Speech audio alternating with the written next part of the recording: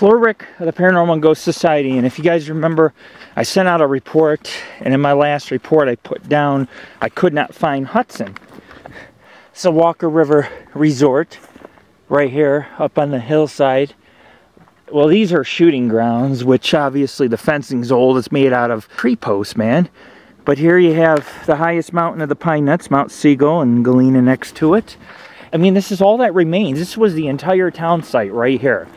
And so, I don't know, I'd say 50 to 100 people lived here. It was a local freight and stagecoach station. Actually, it's a freight station for the Copper Belt Railroad. And right here is where it went south to Bodie and Aurora, which we'll be going to, and east to Wellington. And then it went all the way up to Ludwig and Yerington. The Copper Belt Railway was incorporated in 1941, and I guess it ran from 1942 to about 1947. Also stopped at Thompson Smelter. This is my second time out here. I was out here a few weeks ago, and you can see, like, there's pieces of wood from posts. I mean, this is obviously the town site, so you're going to find a lot of scattered remnants. Besides, hunters leave a lot of things behind too.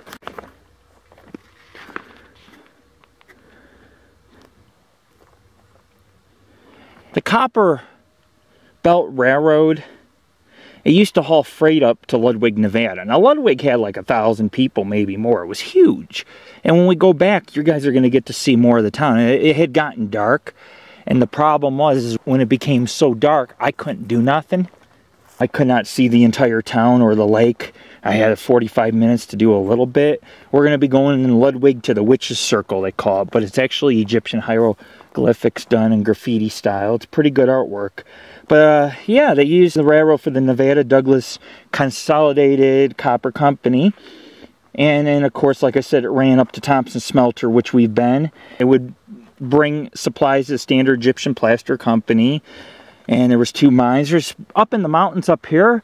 Well, that's a separate trip. There are some awesome mines and mills. But there's a road you got to take up over those mountains, either from either side. It was reorganized, like I said, in 1941. Nevada Copper Belt Railroad Company and Nevada Copper Belt Railway. And like I say, it says, according to history, it says it started in Maine in 1909. I don't know if they mean the town of Maine or the state of Maine, and it's the same owner and company. Not a lot remains here. We have to take what we can get of the town itself. From 1942, there was 9 miles of trek from Hudson to Ludwig. It's about 9 miles from here, and then 2.5 miles from Wabusca to Thompson were removed. Even though it lasted till 1947, 1942, a year later, they were already tearing down tracks. 1945, passengers were no longer allowed. Like I said, the line was abandoned, and they tore them up. Wilson Canyon, which you see right here, they actually had passenger trains that ran in 1911, because this entire valley you see, you have ghost towns, a lot of mining camps. There's a few at the base of the Pine Nuts. You had, 3, 4 towns just around here, and then if you go over those mountains, 4 or 5 more old pioneer towns. So you did have passenger trains in 1911. And they did have a train station here and everything else. It really is quite the historic place.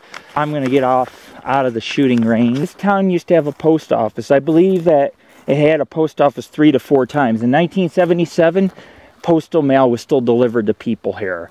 And it had a train station. This was a big town. Not a huge town, but this was a little community. And today, you got a bunch of ranches. There's a couple subdivision homes. You can clearly see, I mean, these are the remnants right here of Hudson. Metal pieces. You have these. The resorts up on the hill. I mean, it's just that all that really remains of the town is what you see. Like I said, we have an opportunity. We didn't find it last time. And I put in my report, I'm like, I hope I get to it this time. And I find out, because it's a little tricky. It sits out here in the middle of the desert, and you don't really see these structures. There's a lot of foliage growing around them. This is the town site right here. This is where we want to do EVPs and walk around at. And of course, I'm going to take out my EMF, and we're going to do some EMF readings.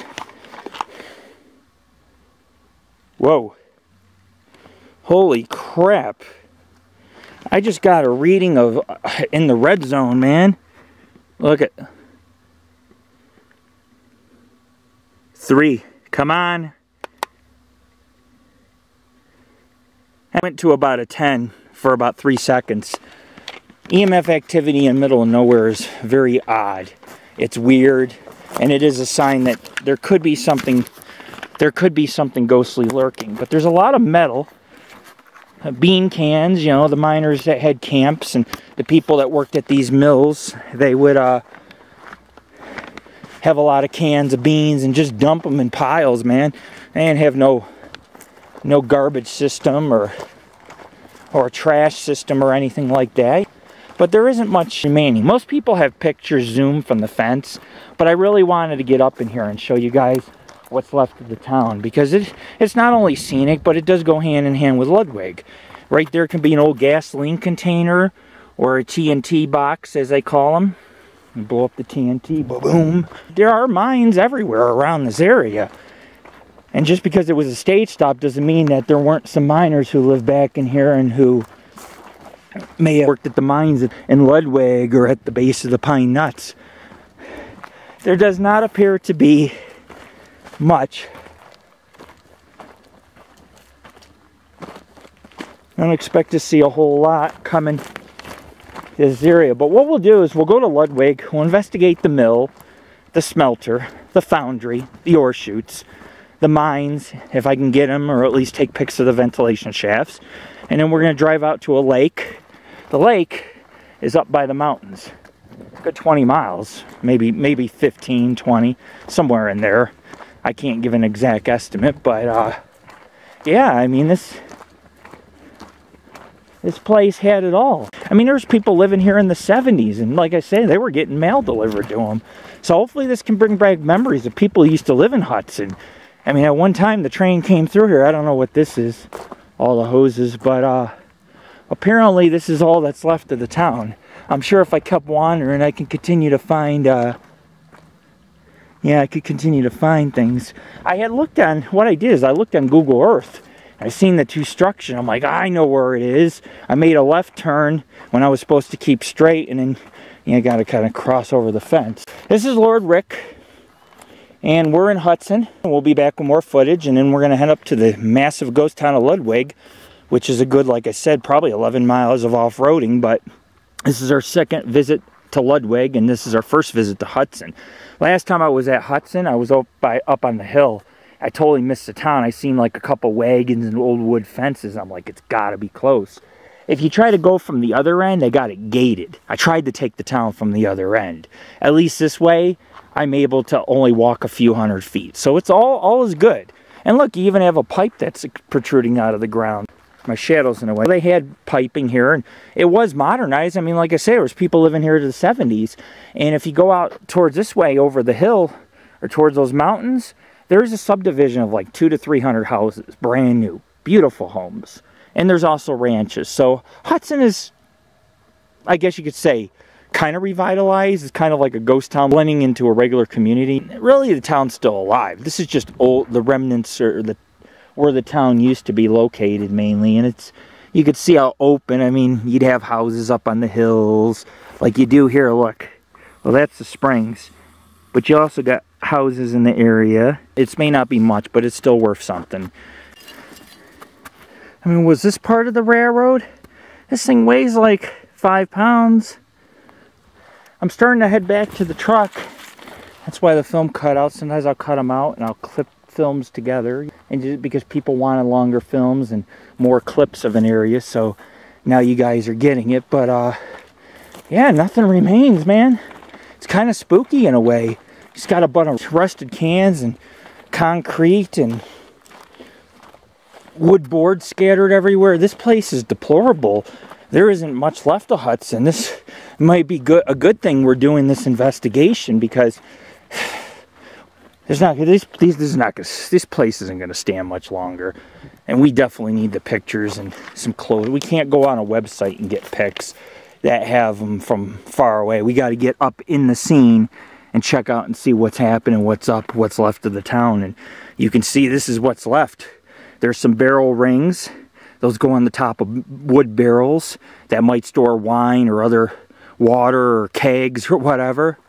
But yeah, look at all those rust. And then you have some concrete foundation here. Look, here's a block, here's a block. Human beings lived here, man. At one time, I mean, this was a town that had, it didn't have a lot of shops and stores, but it had some things, you know, it was nice. This is a part, I can't figure out what it goes to, but this is hella old. And look at this, you can see the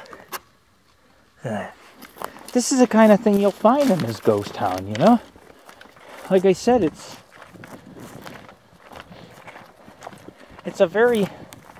a much older historic place.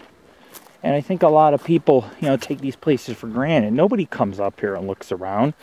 You know, look, there's even metal hanging off the fence, but let's see if I can, let me pull up the EMF, take one last reading.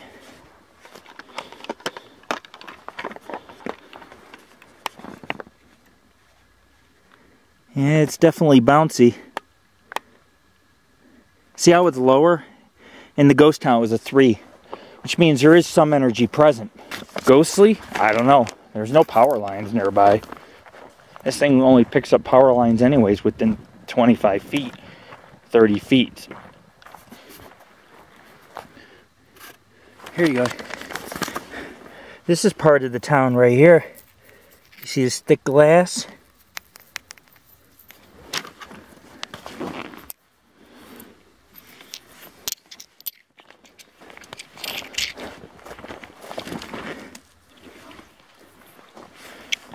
They don't make glass like this anymore. They made this a shooting range, but it's still part of the ghost town itself. So, you know, we'll take it as it comes, but we're going to be heading to Ludwig soon, so we're going to go do the mill and the smelter and the buildings and the foundation, and might even do a little mine investigation. We better get it before it's all destroyed by the new mining operations. You know, we're only doing this for historical purposes, so, you know, I mean, we're not there to disrupt anything. But somebody's got to tell the story. Once these places disappear off the map, nobody's got anything but us, usually. We're usually the only ones with pictures of these places. So a lot more scattered wood, glass, metal pieces. Yeah, this place is,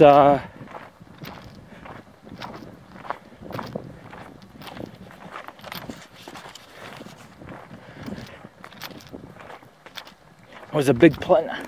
Yeah, this place is at one time was an okay sized community. You had houses and stores and all kinds of stuff on this very land. You can see there's not much foliage because you had houses. Like over here you got a bunch of rocks. There's probably a stone cabin right there. I made a lot of stone cabins in the late 1800s. All these towns came to be late 1800s, early 1900s. And then they built the Copper Belt Railway, and that was it. But it only lasted a short time. But they did have a train station here. They did have tracks that ran through here, and this was a pretty town, and it's no more. And we have this right here. It's amazing. We have a lot of down fencing and everything. We have to make sure we take the right road, because it splits a couple times, and one side is like Baja off-roading. It's just, oh, an old gate. It's so bad, the road, it just goes up and down up these steep dirt hills, and my truck can handle it. But it's the same road. There's the really rough portion of it and the smooth portion. If you go a little to the left, you take the easier way, which is easier on the tires too. But we're still going to be off-roading today, a total of 20 to 30 miles in total. So we're definitely prepared. This is Lord Rick.